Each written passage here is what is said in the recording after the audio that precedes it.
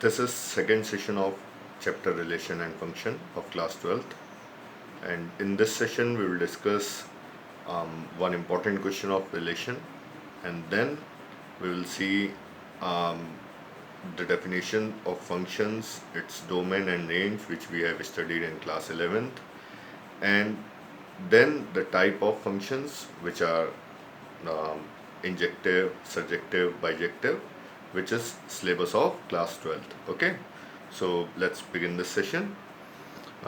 Be with me throughout the session. Okay, so most important question of topic relation is question number 13 and 14. Okay, इस type के question boards में आते रहते हैं. इस question की खास बात क्या है, मैं सबसे पहले आपको ये बताऊंगा. अब तक हम लोग क्या कर रहे थे, रिलेशन के बारे में जितनी भी चीज़ें हम लोगों ने पढ़ी थी उसमें हम लोग दो सेट्स का कार्टेशियन प्रोडक्ट करते थे, लाइक ए एंड बी या फिर ए एंड ए. ओके, इस क्वेश्चन में हम लोगों को क्या करना होगा, इस कार्टेशियन प्रोडक्ट का प्रोडक्ट इसी सेट से करना होगा. आप समझ रहे हैं मेरी बात को? दैट मीन्स जो अब रिलेशन डिफाइन किया जाएगा वो इस सेट में डिफाइन किया जाएगा. इस सेट का जो रिलेशन होगा उसको हम लोगों को कुछ प्रूव करना होगा. मोस्टली केसेस में हम लोगों को इक्विवेलेंस रिलेशन ही प्रूव करना होता है. तो इसमें डिफ़िकल्टी क्या इंक्रीज हुई है, अब तक हम लोग क्या करते थे, एक सेट को एक सेट से कार्टेशियन प्रोडक्ट करते थे और उससे एक रिलेशन फॉर्म करते थे, या रिलेशन हम लोगों को दिया हुआ होता था, हम लोग उसको इक्विवेलेंस प्रूव करते थे, या फिर जो भी चेक करना होता था रिफ्लेक्सिव, सिमेट्रिक एंड ट्रांजिटिव. इस समय क्या होगा, अब हम लोगों को एक कार्टेशियन प्रोडक्ट का फिर से कार्टेशियन प्रोडक्ट किया जाएगा किसी उसी सेट से, और उसमें जो रिलेशन डिफाइन किया जाएगा उसके हमें बारे में देखना. ओके, सो मैं देखता हूँ, मैं आपको बताता हूँ. क्वेश्चन नंबर 13 है, 13 और 14 दोनों एक जैसे हैं. मैं आपको क्वेश्चन नंबर 13 बताता हूँ. ठीक है, इसमें एक सेट डिफाइन किया गया है ए.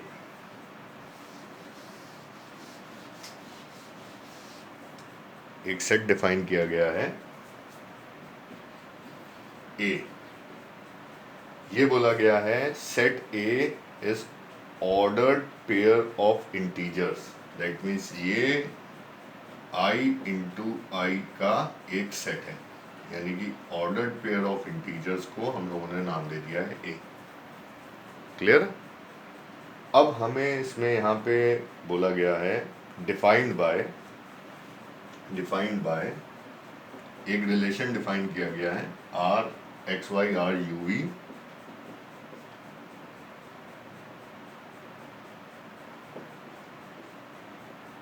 X v is equal to y u. यानी कि अगर ये दो ऑर्डर्ड पेयर आपस में लिंक हो रहे हों, इनके बीच में अगर रिलेशन देखा जाए तो रिलेशन क्या है, प्रोडक्ट ऑफ एक्सट्रीम्स एक्स और वी का जो प्रोडक्ट है वो वाई और यू के इक्वल है.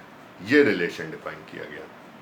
ओके, देखिए डिफ़िकल्ट क्वेश्चन है, तो इसको समझने के लिए बहुत अच्छे से आपको ध्यान देना होगा. अब तक जो हम लोग करते थे, अगर हम लोग कहते थे, सपोज कीजिए मैं कहता था a b belongs to R, इसका मतलब होता था ए बी से रिलेट होता था. इसका मतलब क्या होता था, ए बी से रिलेट होता था. अब यहाँ पे एक पूरा का पूरा इंटीजर सेट का जो ऑर्डर्ड पेयर है, वो ऑर्डर्ड पेयर एक दूसरे ऑर्डर्ड पेयर से लिंक हो रहा है. कैसे रिलेट हो रहा है, प्रोडक्ट जिनका भी प्रोडक्ट ऑफ एक्सट्रीम्स और प्रोडक्ट ऑफ मीन्स इक्वल होगा तो उनके बीच में एक रिलेशन फॉर्म किया गया. अब हमें चेक करना है ये रिफ्लेक्सिव, सिमेट्रिक, ट्रांजिटिव है कि नहीं है.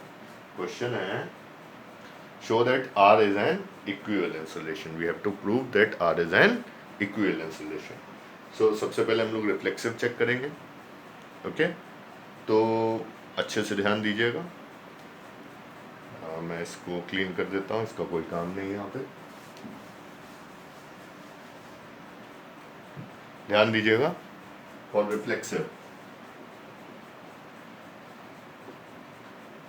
आपको याद होगा प्रीवियस सेशन में मैंने बताया था जब रिफ्लेक्सिव हम लोग चेक करते थे तो हम लोग ये देखते थे a बिलोंग्स टू r होना चाहिए।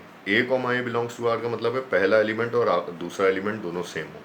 तो यहाँ पे पहला ऑर्डर्ड पेयर और दूसरा ऑर्डर्ड पेयर हम लोग को सेम लेना पड़ेगा। That means we have to check whether x, y बिलोंग्स टू r और नॉट। ओके, तो सबसे पहले हम लोग लिखेंगे x y r x y it will be equal to, ये क्या हो जाएगा ध्यान दीजिएगा, ये एक्सट्रीम्स का प्रोडक्ट होगा एक्स वाई और ये वाई एक्स होगा। आप ध्यान दीजिएगा मैंने क्या किया, इन एक्सट्रीम्स का प्रोडक्ट किया, इन मीन्स का प्रोडक्ट किया। तो अब आप देख लीजिए ये क्योंकि ट्रू होता है for all integers which is true for all integers,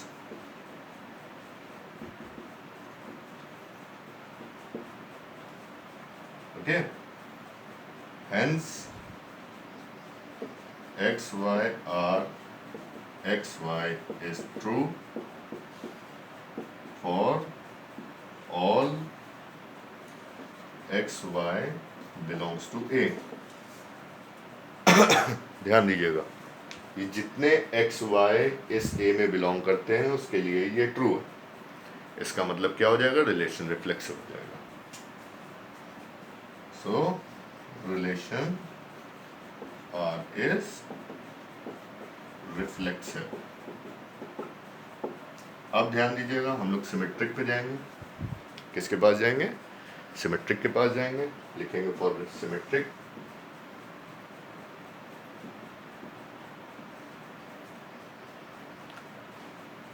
अगर x y r u v r x y के इक्वल हो जाए तो हम लोग कह सकते हैं कि वो सिमेट्रिक होगा। तो सबसे पहले हम लोग लिख लेंगे let x y R u v is true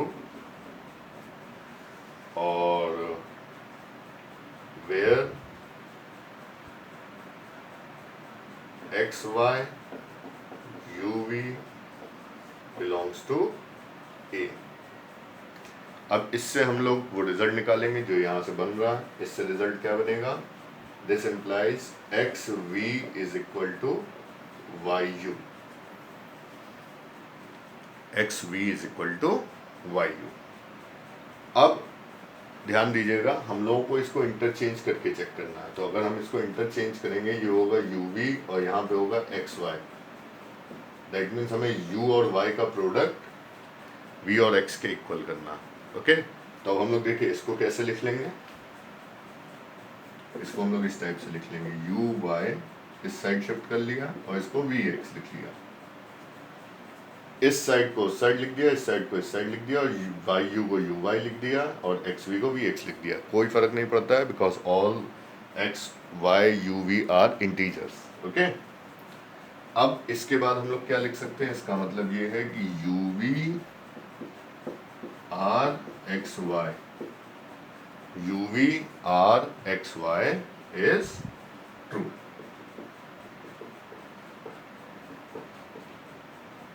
Where u v x y belongs to A। Clear है? तो ये सिमेट्री के लिए हो गया। अब हम लोगों को ट्रांजिटिव के लिए शो करना है तो मैं यहाँ पे स्पेस बना लेता हूँ। पहले ट्रांजिटिव थोड़ा सा लेंदी होता है, इसमें हम लोगों को दो एज्यूम करने पड़ेंगे कि वो ट्रू हैं, देन उसके बाद थर्ड वाला हमें इवेल्युएट करना होगा। ओके, बोर्ड का व्यू ले लीजिए आप, देखते हैं ट्रांजिटिव। ध्यान देते हैं फॉर ट्रांजिटिव, यहाँ ध्यान दीजिएगा हम लोगों को क्या करना पड़ता था, हम लोग वहाँ पे ट्रांजिटिव के लिए a कॉमा बी लिखते थे, फिर b कॉमा सी लिखते थे। दैट मीन्स सेकेंड वाला एलिमेंट सेम होता था b। यहाँ पे हम लोग दो ऑर्डर्ड पेयर लेंगे, पहले एक्स वाई यू वी ले लेंगे सपोज कीजिए जैसे यहाँ पे, तो ये यू वी हमें नेक्स्ट वाले में सेम रखना पड़ेगा और फिर उसको कुछ और ले लेंगे, सपोज कर लेंगे एल एम। ओके, तो लेट कर लेना है let x y are UV and UV are alpha beta are true. Okay, where XY UV alpha beta belongs to A. A that means Cartesian product of integers. अब ध्यान दीजिएगा, इससे हमको क्या मिलेगा, इससे हम लोगों को मिलेगा x v is equal to y u, और इससे हम लोगों को मिलेगा u beta is equal to v alpha, u beta is equal to v alpha. Transitive में हम लोग क्या करते थे, फर्स्ट टू को एज्यूम करते थे और देन फर्स्ट और लास्ट वाले में रिलेशन लेके आते थे, फर्स्ट और लास्ट। तो यहाँ पे जो अल्फा बीटा है और एक्स वाई है, हमें सिर्फ ये चाहिए, यू वी नहीं चाहिए। तो हम यहाँ से भी यू और वी की वैल्यू इवेल्युएट करेंगे, यू अपॉन वी इवेल्युएट करेंगे और दोनों को इक्वल कर देंगे।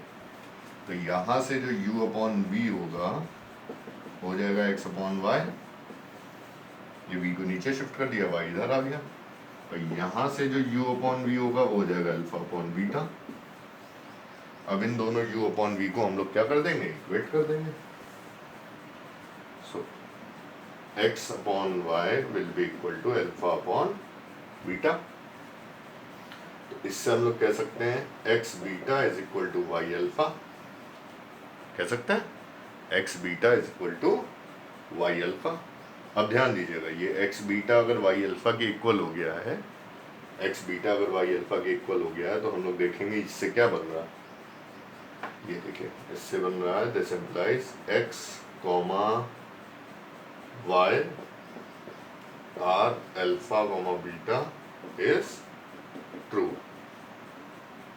Where x y alpha beta belongs to A, x beta is equal to y alpha. Okay, तो अब ये ट्रू हो गया, तो हम लोग कह सकते हैं so relation R is transitive, hence relation R is an equivalence relation.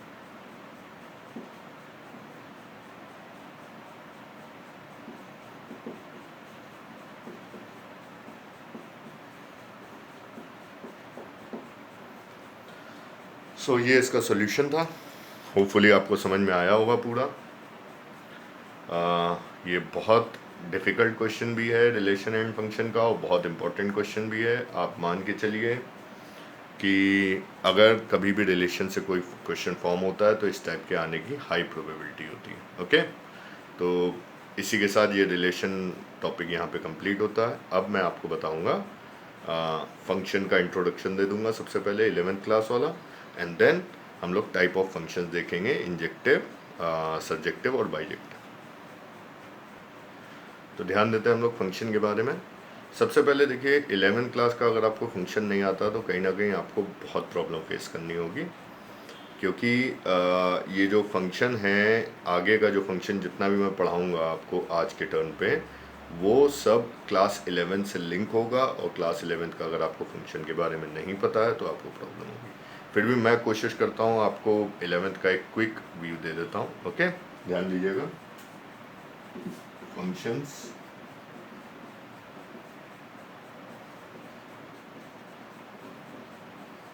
मैंने आपको प्रीवियस टर्न पे बताया था रिलेशन। ए इंटू बी का जो सबसेट होता था उसको हम लोग रिलेशन बोलते थे। ए इंटू बी के जो सबसेट होते थे उनको हम लोग बोलते थे रिलेशंस। अब मैं आपको बता दूं कि कुछ रिलेशंस को ही हम लोग फंक्शन बोलते हैं। क्या, रिपीट कर रहा हूं मैं, कुछ रिलेशंस को ही हम लोग फंक्शन बोलते हैं। तो अब किस टाइप के रिलेशंस को हम लोग फंक्शन बोलते हैं, हम लोगों को ये समझना होगा बस।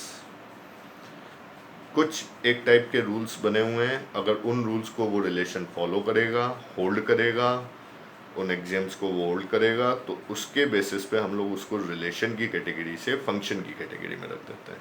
होता वो रिलेशन भी है, that means every function is a relation, but every relation is not a function, यानी सारे के सारे रिलेशन फंक्शन नहीं है, बट सारे के सारे फंक्शन एक रिलेशन है। ओके, तो मैं आपको समझाता हूँ। फंक्शन की डेफिनेशन मैं आपको एक्सप्लेन करने जा रहा हूँ। सबसे पहले हम लोग सपोज कर लेते हैं यहाँ पे एक सबसेट है, कोई भी एक सबसेट इसका, वो रिलेशन आर से रिप्रेजेंट कर रहा है। Let R be a particular relation defined from A to B. Okay, इस टाइप से मैंने एज्यूम कर लिया। अब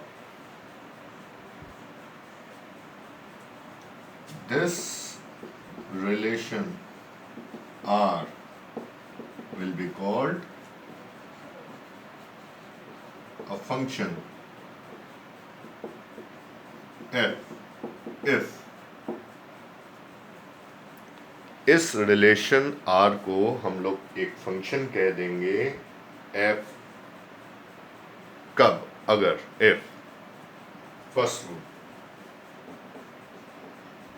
for all A belongs to capital A,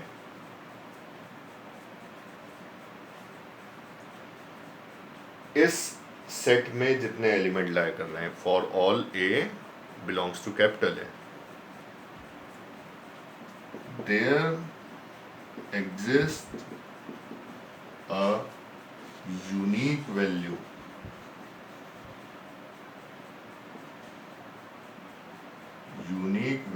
of B in capital B such that AB belongs to R। इसको first point ना दीजिए, आप बस ये समझिए यही डेफिनेशन है कंप्लीट। क्या कह रहा है? कह रहा है जितने भी A में एलिमेंट लाया कर रहा है, for all A belongs to capital A, there exists a unique value of B, ये स्मॉल b है, there exists a unique value of B in capital B। ये जो यूनिक वर्ड यूज हुआ ये बहुत इंपॉर्टेंट है, यानी कि इसमें जितने भी एलिमेंट्स लाया कर रहे थे उन सबकी एक वैल्यू होनी चाहिए, यूनिक वैल्यू होनी चाहिए, और वो जो यूनिक वैल्यू है, ओके, वो किस में लाया करनी चाहिए? बी में लाया करनी चाहिए, such that A, B belongs to R। अब हम लोगों ने सीखा था A, B belongs to R होता था, लेकिन हम लोगों ने ये भी देखा था 1, 2 भी हो जाता था, 1, 3 भी हो जाता था, 1, 4 भी हो जाता था रिलेशन में। लेकिन यहाँ पे ये कह रहे हैं कि फंक्शन में 1, 2, 1, 3, 1, 4 नहीं हो सकता, 1, 1 होगा या 1, 2 होगा या 1, 3 होगा, यानी कि जो 1 की इमेज है या रेंज है वो यूनिक होगी। डोमेन, रेंज, कोडोमेन का कॉन्सेप्ट वही है। डोमेन क्या होंगे? इसके पहले वाले एलिमेंट होंगे फंक्शन के। रेंज क्या होंगे? सेकंड वाले एलिमेंट होंगे। और कोडोमेन कौन सा होगा? सेकंड सेट होगा। ओके, यहाँ पे हम लोग फंक्शन को इस टाइप से भी रिप्रेजेंट करते हैं, f such that A to B. यहाँ पे पूरा ए डोमेन हो जाता है। क्यों डोमेन हो जाता है? क्योंकि यहाँ पे मैंने लिखा है for all a belongs to A. यहाँ पे जितने ए में एलिमेंट्स हैं सबकी इमेज होनी चाहिए। अगर किसी की इमेज नहीं होगी तो वो फंक्शन ही नहीं होगा, वो रिलेशन होगा। Okay, for all a belongs to A, okay, there exist b. अब ये कौन है? ये कोडोमेन है। ये कौन है? ये कोडोमेन है। इस कोडोमेन की कुछ वैल्यूज या फिर सारी की सारी वैल्यूज हमारी रेंज होंगी। ये डिपेंड करेगा हमारे फंक्शन पे। तो जो रेंज होगा वो क्या होगा? सबसेट होगा बी का, या फिर कह सकते हैं कोडोमेन का। ओके, रेंज हमेशा क्या होती है? सबसेट होती है कोडोमेन की, और ए के सारे एलिमेंट्स की कोई ना कोई इमेज होगी। ये सब चीज़ें देखिए 11th क्लास की थी। अब अगर आपको ये बातें क्लियर हो गई हैं तो आगे आपके लिए बहुत सब कुछ इजी हो जाएगा। अगर आपको ये भी क्लियर नहीं हुआ तो आपको थोड़ी सी प्रॉब्लम होगी। ओके, तो ये मैं, अच्छा चलिए मैं आपको 2 एग्जाम्पल बता देता हूँ फंक्शन से रिलेटेड। सपोज कीजिए मैं यहाँ पे एक काम कर रहा हूँ, ए और बी 2 सेट ले रहा हूँ। मैं ए और बी 2 सेट ले रहा हूँ। एग्जाम्पल, ए है 1 2 3, बी है 4 5। तो अब आपको पता है ए इंटू बी में कितने 6 एलिमेंट्स होंगे। ओके, ए इंटू बी में कितने एलिमेंट्स होंगे, 6 एलिमेंट्स होंगे। तो मैं यहाँ पे एक रिलेशन फॉर्म कर रहा हूँ R1 1,4 2,5 और 3,4। एक रिलेशन दूसरा फॉर्म कर रहा हूँ मैं 1,4 3,4 3,5 सॉरी, और एक रिलेशन ले रहा हूँ मैं 1,4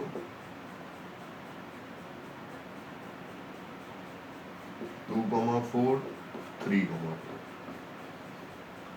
ये 3 रिलेशन ले लिए। अब हम लोग इन 3 रिलेशंस के बारे में देखेंगे फंक्शन है कि नहीं है। अब ध्यान दीजिएगा, 1 पे 4 है, 1 ए में लाया कर रहा था, ठीक है, उसकी एक इमेज है 4 है, 1 की इमेज यूनिक है 4, 2 की इमेज 5 है, कोई प्रॉब्लम नहीं है, 3 की इमेज 4 है, कोई प्रॉब्लम नहीं। देखिए, दो डोमेन की एक रेंज हो सकती है, यानी 1 की भी रेंज 4 हो सकती है, 3 की भी रेंज 4 हो सकती है, लेकिन 1 की दो रेंज नहीं हो सकती। एक डोमेन के दो रेंज पॉसिबल नहीं है, लेकिन दो डोमेन का एक रेंज पॉसिबल है। ओके, तो अब ध्यान दीजिएगा, ये फंक्शन है R1 is a function. R2 पे अगर हम आएंगे तो 1 पे 4 है, 3 पे 5 है, दोनों रेंजेस यूनिक हैं, लेकिन एक प्रॉब्लम है, 2 की रेंज मिसिंग है, 2 की रेंज मिसिंग है, 2 है ही नहीं, 2 किसी से लिंक नहीं हो रहा। तो मैंने यहाँ पे लिखाया था for all a belongs to A, जितने भी ए बिलोंग करते हैं में, तो अब जब ये 2 किसी से एसोसिएट नहीं हो रहा, इसका मतलब है 2, इसका मतलब है 2 एसोसिएट नहीं हो रहा, इसका मतलब है ये फंक्शन नहीं है, ये सिर्फ और सिर्फ क्या है, एक रिलेशन है। ओके, अब ध्यान दीजिएगा, R3 के पास आते हैं। 1 पे 4 है, 2 पे 4 है, 3 पे 4 है, 1 पे 4 है, 2 पे 4 है, 3 पे 4 है। मैंने अभी बताया मल्टीपल डोमेन की एक रेंज पॉसिबल है, तो ये एक फंक्शन होगा। ओके, अभी यही क्या होता, 1 पे 4 होता और 1 पे 5 होता, तो ये फंक्शन नहीं होता, क्योंकि एक डोमेन की दो रेंज पॉसिबल नहीं है। तो मैंने अब बहुत पूरी 100% आपको अपनी एफर्ट दे दिया है कि आपको फंक्शन की डेफिनेशन समझ में आ जाए, क्योंकि मुझे पता है इस डेफिनेशन के बाद जो हम लोग आगे की चीज़ देखेंगे, वो जब तक आपको ये नहीं पता है तब तक आपको क्लियर नहीं होगा। तो अब मैं आपको बताऊंगा फंक्शन की टाइप्स, इंजेक्टिव, सर्जेक्टिव और बाइजेक्टिव। ओके, तो देखते हैं, पहले स्पेस बना लेते हैं। अच्छा, मैं यहाँ पे बता दूँ स्पेस बनाने से पहले, इसके भी 3 फॉर्म होती हैं, एक रोस्टर फॉर्म, एक सेट बिल्डर फॉर्म और एक एरो डायग्राम। ओके, ये सब क्लास 11th का है। इसमें डोमेन भी हम लोगों ने निकालना सीखा था, रेंज भी निकालना सीखा था, रियल फंक्शंस का। वो कुछ पार्ट यहाँ पे आता भी है, कभी कभी पूछ भी लिया जाता है, मैं लगवाने में पूरी पूरी एक एक्सरसाइज भी है। ओके, लेकिन वो सब 11th की चीज़ें हैं। तो उस मैं आपको इस पूरे सेशंस में क्या करूँगा, क्लास 12 से रिलेटेड जितनी चीज़ें हैं वो बताऊँगा। तो देखते हैं आगे। तो ध्यान देते हैं हम लोग फंक्शन के बारे में। टाइप ऑफ फंक्शन में यहाँ पे जो सबसे पहला फंक्शन आता है उसको बोलते हैं हम लोग इंजेक्टिव। अच्छा, मैं आपको बता दूँ फंक्शन को हम लोग मैपिंग भी बोलते हैं। ओके, तो आपको ये सब चीज़ें क्लियर होनी चाहिए, सब 11th का है। फंक्शन को हम लोग मैपिंग भी बोलते हैं, रेंज को हम लोग इमेज भी बोलते हैं, डोमेन को हम लोग प्री इमेज भी बोलते हैं। तो ये सब टर्म्स हैं। ओके, तो अब इंजेक्टिव देखते हैं हम लोग। इंजेक्टिव का मतलब होता है वन वन फंक्शन। इंजेक्टिव का मतलब क्या होता है, वन वन फंक्शन। अब आप ध्यान दीजिएगा, ये इंजेक्टिव नाम और ये वन वन फंक्शन नाम, इंजेक्टिव तो नहीं उतना क्लियर हो रहा है, लेकिन वन वन से एक बात क्लियर हो रही है कि एक डोमेन की एक रेंज अगर होगी तो हम लोग उस टाइप के फंक्शन को बोलेंगे वन वन फंक्शन। मैंने अभी अभी बताया था एक डोमेन की दो रेंज तो पॉसिबल है ही नहीं, लेकिन मल्टीपल डोमेन की एक रेंज हो सकती है। ओके, तो वन मल्टीपल डोमेन की जब एक रेंज हो सकती है तो वो टाइप के फंक्शंस को एक्सक्लूड करने के बाद जो बचेंगे जिसमें एक डोमेन की एक रेंज है, उस टाइप के फंक्शन को हम लोग बोलते हैं वन वन फंक्शन। ओके, ये तो हो गया आपको सिंपल एक्सप्लेनेशन। लेकिन थ्योरेटिकली हम लोग कैसे कहते हैं, ध्यान दीजिएगा। लेट कर लेते हैं, let a function f is defined from set A to set B, okay, such that y is equal to fx। ये रिप्रेजेंटेशन होता है फंक्शन का। y is equal to fx, y किसको रिप्रेजेंट कर रहा है, रेंज को रिप्रेजेंट कर रहा है, x किसको रिप्रेजेंट कर रहा है, डोमेन को रिप्रेजेंट कर रहा है। इस टाइप से एक फंक्शन है। Okay, if let x1 x2 belongs to domain of f, domain of f यानी कि a, domain of f that is a, such that fx1 is equal to fx2। हम लोग क्या करते हैं, दो एलिमेंट्स ले लेते हैं x1 और x2 जो उसके डोमेन को बिलोंग कर रहा है, और इस टाइप से हम लोग एज्यूम करते हैं कि fx1 और fx2 इक्वल है। हम लोग ये ले लेते हैं। अगर इससे ये रिजल्ट आ गया कि x1 और x2 इक्वल है, if this implies x1 is equal to x2, if this implies x1 is equal to x2, then we can say fx is injective।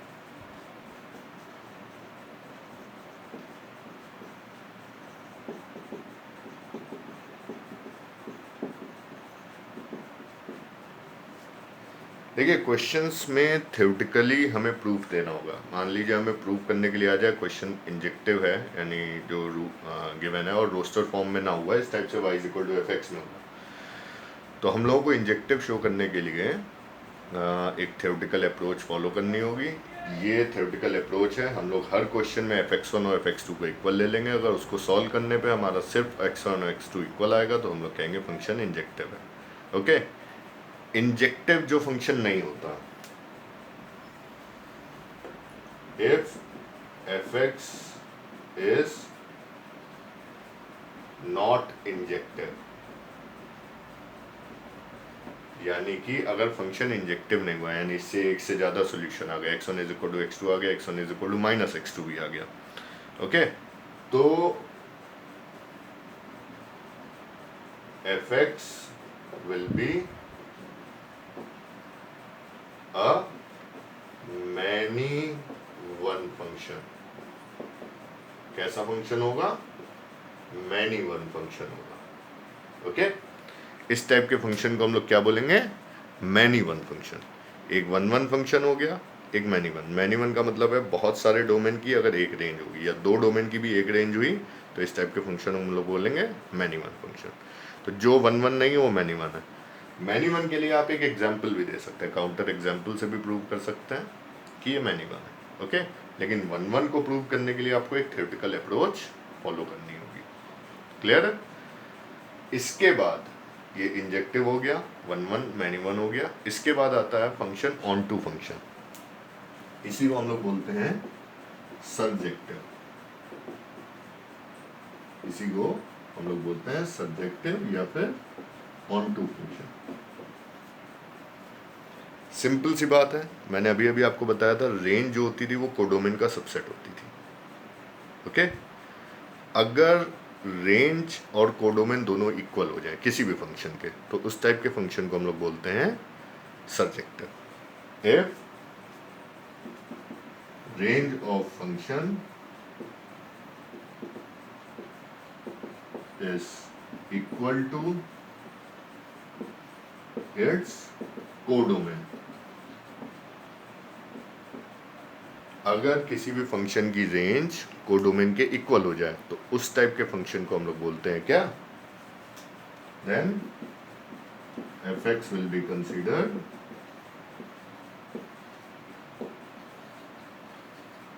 Surjective oblique onto function. Clear?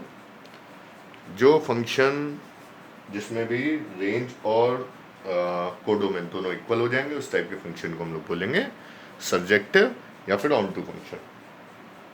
अब question उठता है जो surjective function नहीं होगा यानी जो on to function नहीं होगा तो उसको हम लोग क्या बोलेंगे? उसको हम लोग बोलते हैं इनटू फंक्शन। क्या बोलते हैं? Into function. मैं यहाँ पे स्टेटमेंट दे रहा हूँ इसकी, इस स्टेप पे दे रहा हूँ। इफ, अच्छा यहाँ शाइन करता है बोर्ड, तो ठीक है मैं आपको ऐसे ही बता दे रहा हूँ। If a function f x is not surjective it will be called an into function. आप इसको नोट कर लीजिएगा, मैं यहाँ पे लिख देता हूँ इनटू फंक्शन। जो सर्जेक्टिव नहीं होगा उसको हम लोग बोलेंगे इनटू फंक्शन। ओके, इसके बाद आप ये नोट जरूर कीजिएगा। और अब मैं आपको बताता हूँ कि जो फंक्शन इंजेक्टिव भी होगा और सर्जेक्टिव भी होगा। If a function f x is injective as well as surjective it will be called a bijective function. क्या function? Bijective. Okay, BIJECTIV, bijective function. Clear है? तो इस टाइप से हमारी ये पूरी थ्योरी कंप्लीट होती है। अब मैं आपको एक क्वेश्चन कराऊंगा जो रोस्टर फॉर्म में होगा। रोस्टर फॉर्म हमारे को बहुत हेल्पफुल होता है डेफिनेशन समझाने के लिए। देन मैं आपको एक जनरल क्वेश्चन कराऊंगा कि कैसे किसी भी फंक्शन को बाइजेक्टिव प्रूव किया जाता है या चेक किया जाता है। ओके, तो आप बोर्ड का व्यू ले लीजिए और अब हम लोग चलते हैं क्वेश्चंस पे। ध्यान दीजिएगा, इसमें जो मैंने आपको शीट प्रोवाइड कर रखी है उसमें फर्स्ट क्वेश्चन ही है जो रोस्टर फॉर्म में है और बोला जा रहा है which of the following functions from A to B are 1 1 and onto. यहाँ पे आप फंक्शन आइडेंटिफाई मत कीजिएगा, जितने हैं सब फंक्शंस हैं। अब बस हमें ये चेक करना है वेदर दे आर 1 1 और ऑन टू और नॉट। ओके, सो देखते हैं। सबसे पहले तो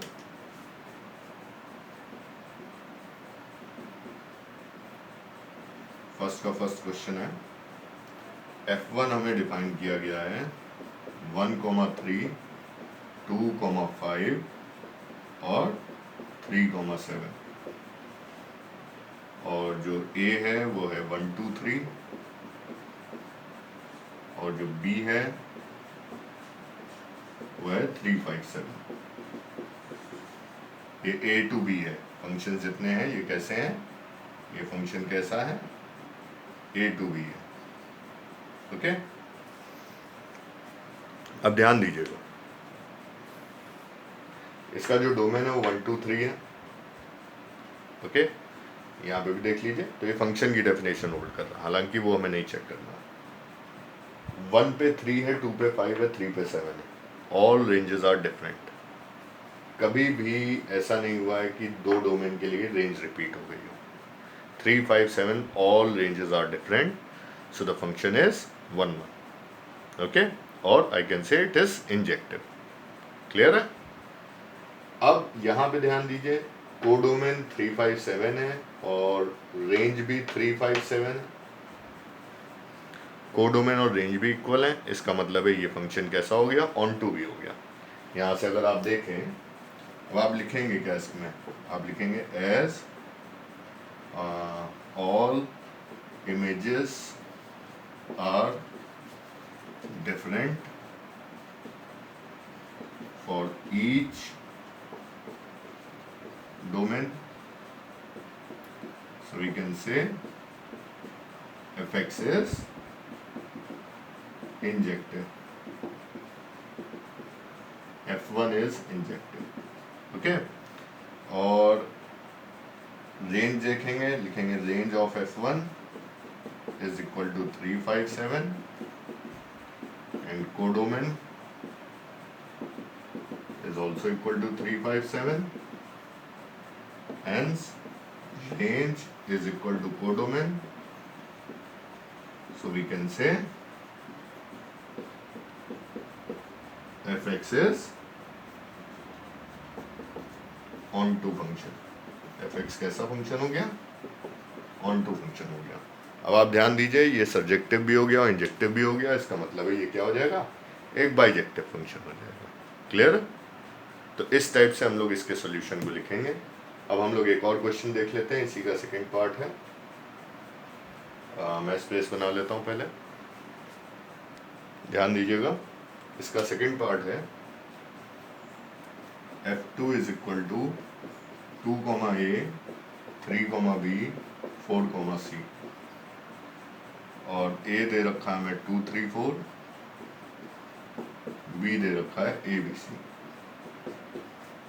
अगेन 2, 3, 4 सबकी इमेज डिफरेंट है और ABC की रेंज है, ABC का कोडोमेन है। ये भी एक कैसा फंक्शन हो जाएगा, बाइजेक्टिव हो जाएगा। ओके, इसमें थर्ड पार्ट और है, थर्ड पार्ट भी देख लेते हैं। F3 है A, X B, X C, Z D, Z। A हमें डिफाइन किया गया ABCD है और B डिफाइन किया गया XYZ है। अब अगर आप नोटिस करें, A की रेंज भी X है और B की भी रेंज X है। इट मीन्स ये क्या हो गया, मैनी वन हो गया। ये इंटू नहीं, ओ सॉरी, ये 1 फंक्शन नहीं है। ओके, इंजेक्टिव नहीं है। और अब यहाँ पे ध्यान दें, रेंज ये कोडोमेन XYZ है और रेंज यहाँ से X और Z आ रही है सिर्फ और सिर्फ। इसका मतलब है रेंज में Y मिसिंग है। तो जब रेंज में Y मिसिंग होगा तो हम लोग इस टाइप के फंक्शन को क्या बोल देंगे, इस टाइप के फंक्शन को बोल देंगे हम लोग ये क्या है, ये सब्जेक्टिव है, नहीं है सब्जेक्टिव। Okay, into function. मैं क्लियर कर देता हूँ। X और Z इसका क्या है, X और Z इसकी रेंज है। डोमेन कोडोमेन क्या है, XYZ है। कोडोमेन XYZ है, रेंज X और Z है। इसका मतलब है रेंज में Y नहीं है। जब रेंज में Y नहीं होगा तो मैंने बताया था, जिसमें रेंज और कोडोमेन दोनों इक्वल नहीं होंगे उस फंक्शन को इनटू फंक्शन कहेंगे। ये कैसा फंक्शन है, इनटू फंक्शन है। ये है मैनी वन इनटू फंक्शन।